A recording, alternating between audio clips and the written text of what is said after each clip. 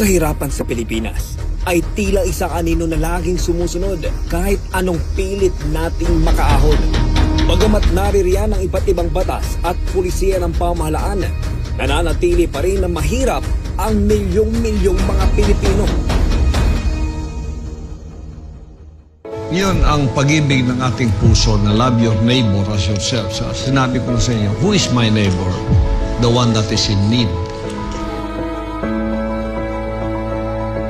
Pinagpala tayo ng Diyos. Meron tayong magagawa.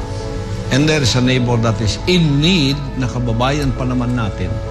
Kaya meron akong humanitarian projects.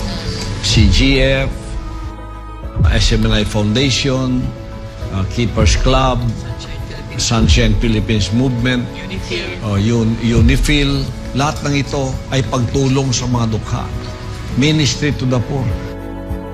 Hindi madali ang hamong ito na susuungin ng isang spiritual leader, lalo na talamak ang korupsyon sa Pilipinas. Ngunit buo ang paninindigan ni Pastor Apollo na magsulong ng mga batas upang iangat ang antas ng pamumuhay ng bawat Pilipino.